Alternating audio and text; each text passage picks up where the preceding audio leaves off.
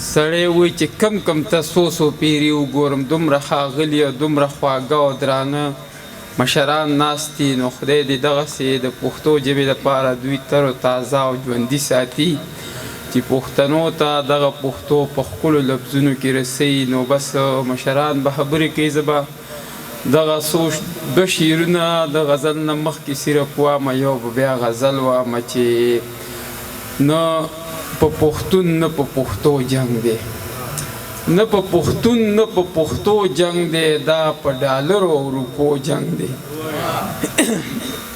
نه په پښتون نه په پښتو جنګ دی، دا په ډالرو او روپو جنګ دی. دا د زبرګۍ دعوګیري چې کوي، دا د زبرګۍ دعوګیري چې کوي د دې زبرګانو په کورسو جنګ دی.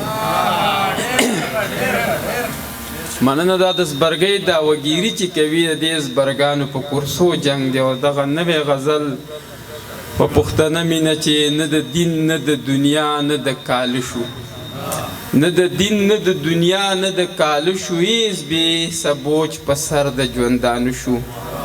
او چې د 3 کم اتیا کاله کې شمار وکئ، چې د 3 کم اتیا کاله کې شمار وکئ، ډیر پیدا شو که نه ډیر پښتانه مړه شو.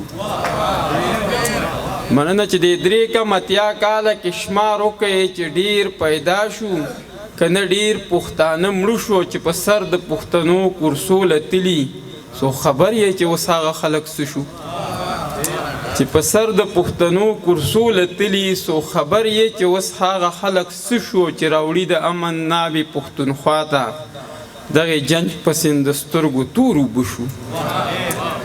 مننه، چې راوړي د امن ناوې پښتونخوا ته دغې جنج په سیند د سترګو تور اوبه شو. بیا به راج په دې 4 کونجه دنیا کړي، خو خبر که د خپل زوره پښتانه شو. بیا به راج په دې 4 کونجه دنیا کړي، خبر که د خپل زوره پښتانه شو. او چې په حق کې د پښتون خبره راغله، چې په حق کې د پښتون خبره راغله، ډیر ښاغلي خو هم کاڼه شو او خو هم ړانده شو. یو جهان مننه.